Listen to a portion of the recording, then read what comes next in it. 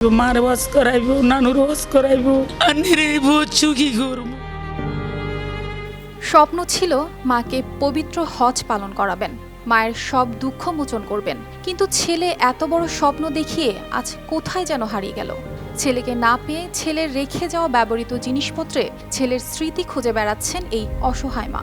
ছেলের ছবি হাতে মা রহিমা বেগমের বুক ফাটা আর্তনাদে যেন আকাশ বাতাস ভারী হয়ে উঠেছে। কি অপরাধ ছিল এই 15 বছর বয়সী সাইমনের, যে অসময়েই তাকে ছাড়তে হলো দুনিয়া।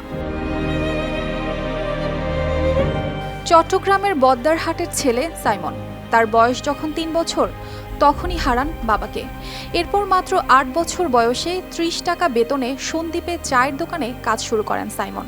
ধরেন সংসারের হাল। এর 3 বছর পর পরিবারের রুটি রুজির জন্য একটি মুদি দোকানে কাজ নিয়েছিল। তা দিয়েই বিধবা মা ও বড় প্রতিবন্ধী ভাই নিয়ে কোনো একভাবে পার হচ্ছিল দিন। কিন্তু এর মধ্যেই পড়ে গেল তাদের জীবনে জঘন্য রাজনীতির থাবা, যে থাবায় প্রাণ গেল নিষ্পাপ এই ফুলের। নতুন এক্সপেল এর নতুন ফর্মুলা আরপিএম এর ডুয়েল অ্যাকশনে ঘরের মশা বাঁচবে না, বাইরের মশা আসবে না।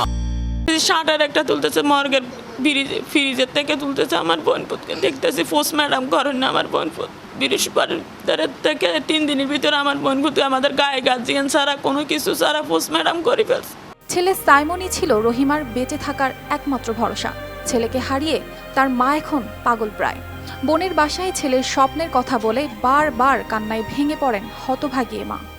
আন্টির ঘরে ওয়াজ করাইব, মার ওয়াজ করাইব, নানুর ওয়াজ করাইব, মারে গলা চাই ধরি ধরি আম্মু আনে বহুত দুঃখ করছে, না গরলে করে গুলে খাওয়াইছে। আন্নিরে বুঝছু কি করবো, গলা চাই ধরি হিন্দি বাসনা দি আর কইতো নানিরা আমার হুতের গল্প শুনিলে আন্নেরা আর দেখিন মনে হতো তো আমি অজ্ঞান হয়ে যাই।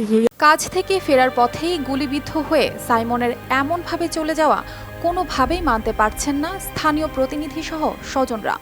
এভাবে মৃত্যুতে আমরা খুবই দুঃখ প্রকাশ করতেছি। তারপর আমাদেরকে প্রধানমন্ত্রী গণভবনে গত পরশু ডাকছে, আমরা ওইখানে গেছি। আমাদেরকে যথেষ্ট সম্মান দিয়ে প্রধানমন্ত্রী নিয়ে আমাদেরকে সম্মান বা অনুদান দিছে। আমরা এতে প্রধানমন্ত্রীকে অনেক ধন্যবাদ জানাচ্ছি। নিহত সাইমনের মৃত্যুর সংবাদে শোক প্রকাশ করলেন স্থানীয় চেয়ারম্যান তাওহিদুল মাওলা রুবেল। তিনি আরও জানান, এমন ঘটনায় তার পরিবারকে ক্ষতিপূরণ হিসেবে নগদ 50,000 টাকা ও 10 লাখ টাকার সঞ্চয়পত্র তুলে দেওয়া হয়েছে। যে অনুদান দিয়েছেন 50,000 টাকা ক্যাশ এবং 10 লক্ষ টাকার সঞ্চয় দিয়েছেন, ওর মা অনেক খুশি হয়েছেন। ওর পরিবার এই সঞ্চয় দিয়ে মোটামুটিভাবে চলতে পারবে। এখন প্রশ্ন কি দাঁড়ায় না, দোষ কি ছিল সাইমনের? কেন বিনা অপরাধে তাদের দিতে হলো বুকের তাজা রক্ত? হোক তা কোটা সংস্কার আন্দোলন বা অন্য কিছু।